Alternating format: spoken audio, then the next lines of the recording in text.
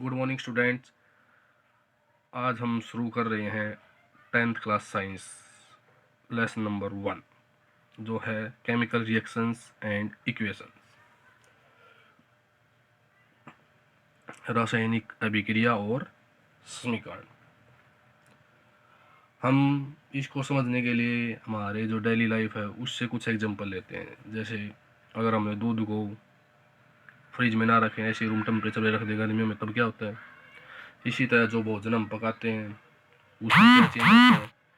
इसके साथ साथ जो अगर हम कोई लोहे की चीज़ है उसको एटमॉस्फेयर में ऐसे ही छोड़ दें तो उसमें क्या चेंज आता है। ये जो सारी चीज़ें हैं कुछ टाइम के बाद, जैसे अगर लोहे की कील को हम देखते हैं तो उसके जो नेचर है या उसकी जो आइडेंटिटी है उसमें कुछ ना कुछ हमें चेंज मिलता है। आप चेंज के बारे में तो आप पढ़ ही चुके होंगे, जैसे फिजिकल चेंज और केमिकल चेंज। इसी तरह से जब भी कोई केमिकल चेंज होता है उसी टाइम हमारे पास क्या है, एक केमिकल रिएक्शन होती है। इसको समझने के लिए हम कुछ एक्टिविटी करते हैं। जैसे हमने मान लो कोई मैग्नीशियम का रिबन ले लिया, जब अगर हम उसको जलाते हैं इन प्रेजेंस ऑफ एयर तो हमें क्या मिलता है, जो मैग्नीशियम का जो रबड़ है वो एक वाइट फ्लेम के साथ में जलना स्टार्ट कर देता है और हमें क्या मिलता है, जो उसकी जलने में एक वाइट पाउडर मिलता है। उस पाउडर को हम क्या कहते हैं, मैग्नीशियम पाउडर। और ये किसकी वजह से प्रोड्यूस होता है, देखो हमने क्या लिया, मैग्नीशियम लिया, Mg इसका सिंबल होता है। इसको हमने बर्न किया किसकी प्रेजेंस में, O2 ऑक्सीजन की प्रेजेंस में, तो हमारे पास में क्या बना, MgO। इसको बैलेंस करने के लिए हमने इसके साथ 2 लगा दिया और यहाँ पे भी 2 लगा दिया, 2MgO। ये वाला जो प्रोडक्ट हमारे पास में बना ये है वाइट पाउडर, वाइट पाउडर, और इसको हम क्या बोलते हैं, मैग्नीशियम ऑक्साइड। क्योंकि ये जो हमारे पास में बना है किस वजह से बना है, कि जो मैग्नीशियम थी उसकी रिएक्शन हुई किसके साथ में, ऑक्सीजन के साथ में, जो कि इसमें प्रेजेंट थी एयर में।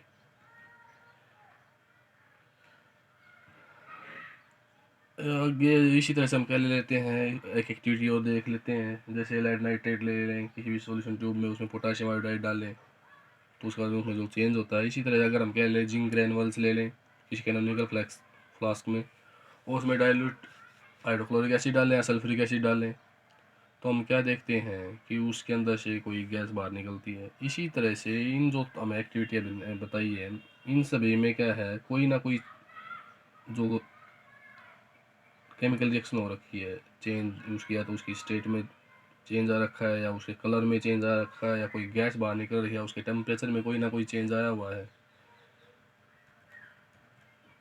इस प्रकार क्या है, हम देखते हैं कि जो हमारे पास में जो केमिकल रिएक्शंस हैं वो बहुत लार्जली क्या है, हमारे चारों ओर टेक प्लेस करती हैं।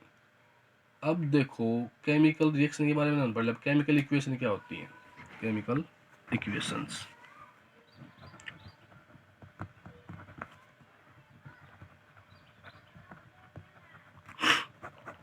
केमिकल इक्वेशन देखो स्टूडेंट, जो केमिकल रिएक्शन टेक प्लेस करती है, जो भी केमिकल रिएक्शन है उसने टेक प्लेस किया, उसको अगर हम इक्वेशन की फॉर्म में लिखते हैं तो वो वाली जो हमारे पास में जो फॉर्म होती है उसको हम क्या बोलते हैं, केमिकल इक्वेशन। जैसे हमने क्या लिया, मैग्नीशियम लिया, मैग्नीशियम प्लस में ऑक्सीजन और हमारे पास में क्या बना, 2MgO मैग्नीशियम ऑक्साइड।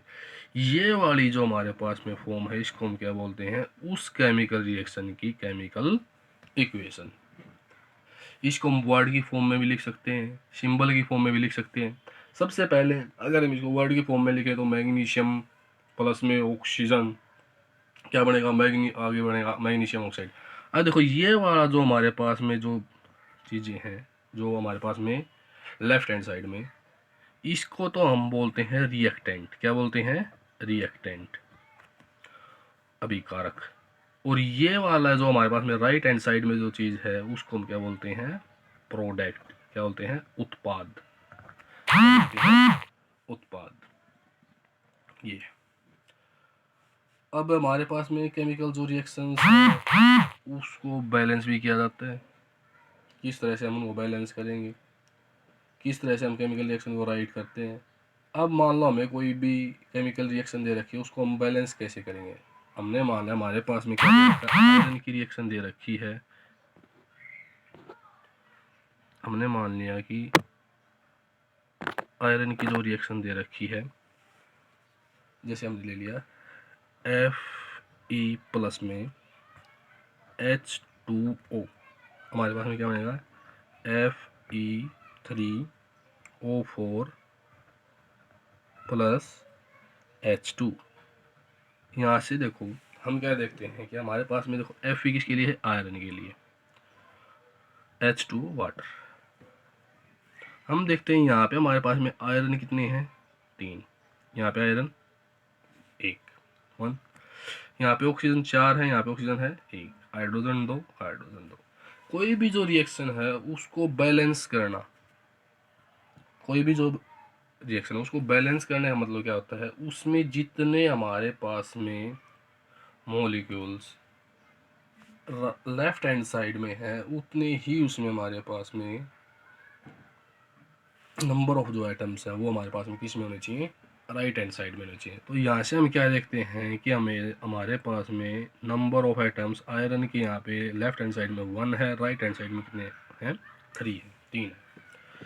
तो इसको बैलेंस करने के लिए हम क्या करवा देते हैं, सबसे पहला स्टेप लेते हैं, जो Fe है उसको 3 से मल्टीप्लाई करो दिया, तो हमारे पास में क्या आया 3Fe H2O।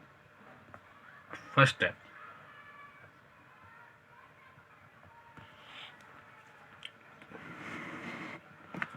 3Fe plus H2O क्या बनेगा, Fe3O4 प्लस में H2, ये हो गया। उसके बाद में हम नेक्स्ट स्टेप देखते हैं। सेकंड स्टेप में हमने आयरन तो बराबर कर दिया दोनों साइड में, उसके बाद हम नेक्स्ट स्टेप लेते हैं कि नंबर ऑफ एटम्स बराबर करते हैं। अब देखो हाइड्रोजन 2 है, हाइड्रोजन हमारे पास में 2 है, यहाँ पे ऑक्सीजन 4 है, ऑक्सीजन यहाँ पे 4 है ना, इसलिए हम जो सेकंड स्टेप है उसमें क्या करते हैं, जो हमारे पास में H2O था उसको 4 से मल्टीप्लाई कर देते हैं। Second step 3Fe plus 4H2O, यहाँ से क्या बन गया है Fe3O4 प्लस में H2। देखो हमेशा ध्यान रखना, जब भी हम किसी भी जो इक्वेशन है उसको बैलेंस करते हैं तो उसको हमेशा जो उसका एटम होता है उसको प्री मल्टीप्लाई करते हैं, हमेशा आगे मल्टीप्लाई करेंगे, आगे गुणा करेंगे किसी भी नंबर के साथ। अब देखो यहाँ पे आयरन 3, यहाँ पे भी 3, ऑक्सीजन 4, ऑक्सीजन 4, लेकिन यहाँ पे जैसे ही हमने 4 से इसको मल्टीप्लाई किया तो हमारे पास में हाइड्रोजन कितने हो गए, 8, और यहाँ पे भी हाइड्रोजन कितने हैं, 2। तो इसी की ये इक्वेशन कब बैलेंस होगी, थर्ड स्टेप देखते हैं हम। थर्ड स्टेप में क्या करेंगे, इसको एज इट इज लो 3Fe plus 4H2O Fe3O4 plus ये जो H2 उसको अगर हम 4 से मल्टीप्लाई करवा दें 4H2, तो हमारे पास हम क्या देखते हैं कि हमारे पास अब देखो आयरन 3, हाइड्रोजन 8, ऑक्सीजन 4, ऑक्सीजन 4। तो ये वाली जो हमारे पास मेरी इक्वेशन, ये कैसी इक्वेशन है, बैलेंस्ड। कैसी इक्वेशन है ये हमारे पास में, बैलेंस केमिकल इक्वेशन।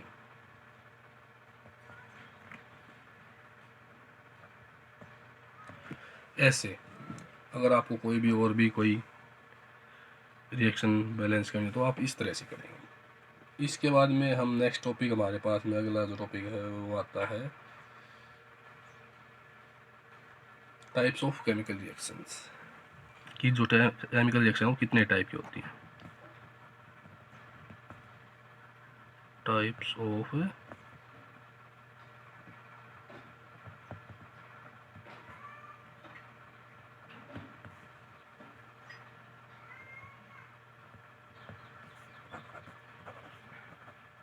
हमारा जो सिलेबस है उसमें हम सबसे पहला हमारे पास में है कम्बिनेशन रिएक्शन।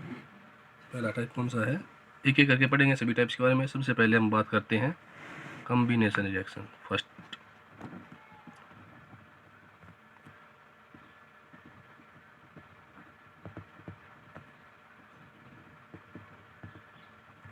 नाम से ही पता चल रहा, कम्बिनेशन, कंबाइन करना। तो यहाँ से जब दो चीज़ों को मिला के कोई एक चीज़ मिले, तो क्या है, जब हम कोई दो रिएक्टेंट को लें और उससे हमें सिर्फ क्या मिले, एक प्रोडक्ट मिले, इस प्रकार की जो रिएक्शन होती है उस रिएक्शन को हम क्या बोलते हैं, कम्बिनेशन रिएक्शन बोलते हैं। देखो डेफिनेशन इसकी क्या होगी, reaction in which a single product is formed from two or more reactants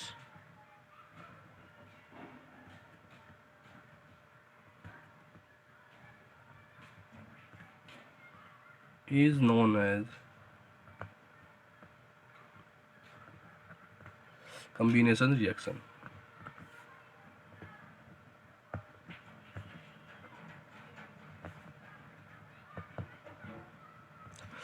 इसके लिए हम एक एग्जांपल देखते हैं। For example,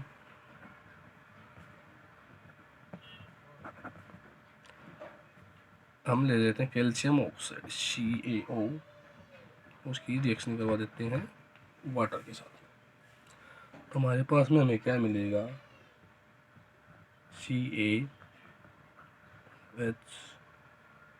whole twice plus में 8।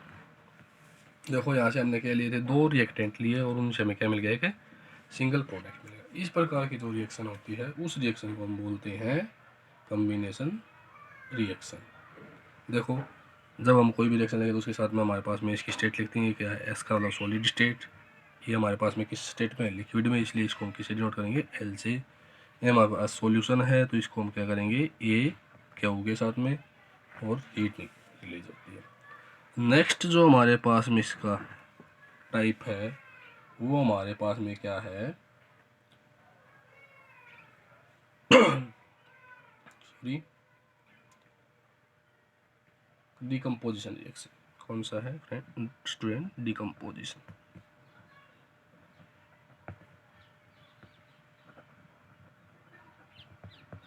डिकम्पोजिशन रिएक्शन, देखो इसके नाम में इसकी डेफिनेशन छुपी हुई है। डिकम्पोज, किसी चीज़ को मतलब किसी को तोड़ना।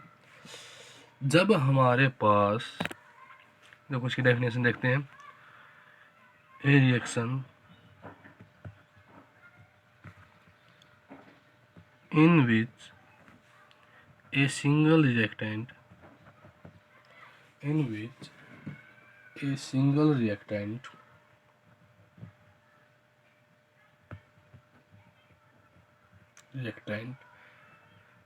breaks down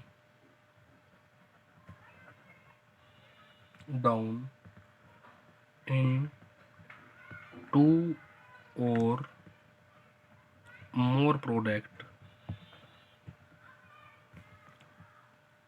this type of reaction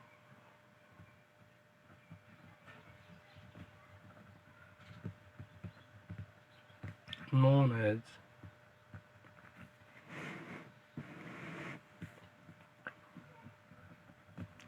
decomposition reaction।